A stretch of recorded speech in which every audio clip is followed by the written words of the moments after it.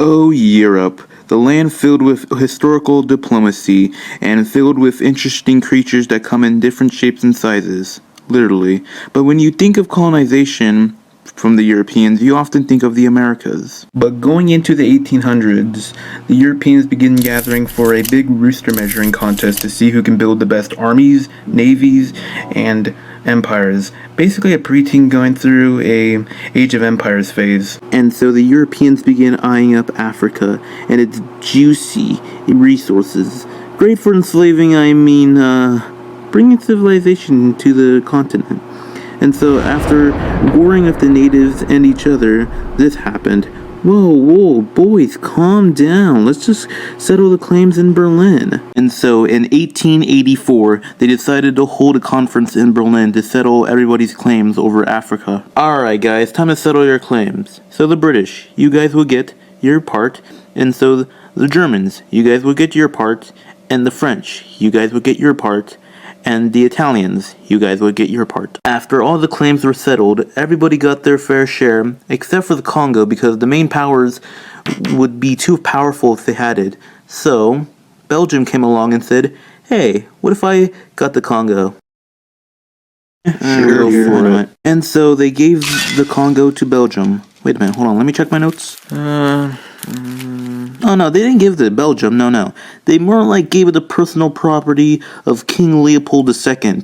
And, well, if his reign had to be summarized in one picture, it'll probably be this. But first, let's understand pre-colonial Congo. It was run by the king and his head honchos, and taxes were enormous. If you missed taxes, well, you'll probably be sold to the Arabs or to the Europeans. So basically, pre-colonial Congo was just as worse as what was yet to come, and Leopold began showing his true colors. One of the first things King Leopold does is hire a local mercenary group known as Force Publique, or public force in non-French terms. King Leopold will go on to enslave the population. It's estimated over 10 million were enslaved. King Leopold would begin renting out pieces of the colonies to companies to do pretty much whatever they wanted to maximize profits, to extract the region's rubber and ivory. The population was forced into meeting extremely demanding quotas, and if they dared failed, they could be shot and killed. Just like your parents paying for your college tuition, King Leopold wanted to run the colony very cheaply, and this mentality went down to the bullets of the hired soldiers. To make sure they weren't wasting them to hunt or sell for money, they would require a cut-off right hand. So Peter, where's the taxes that you're supposed to collect from the villagers? I couldn't get them. You what? I couldn't get them. You know what this means, Peter. Yes, I know, but wait, I got something for you.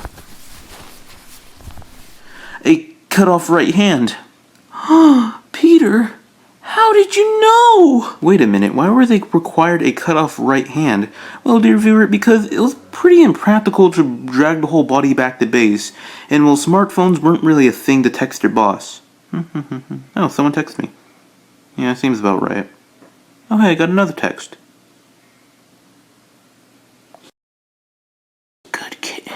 And severed hands quickly became a form of currency to compensate for losing quotas.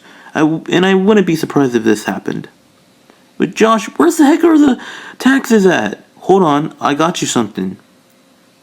At least I remembered your anniversary, unlike your wife. But soldiers in charge of collecting quotas would cut off the hands of innocent victims so they wouldn't get in trouble. Leopold ordered that villages that refused to work would be burned down to force the others to comply. And village leaders would sometimes be arrested, and family members would be held hostage to force people to work.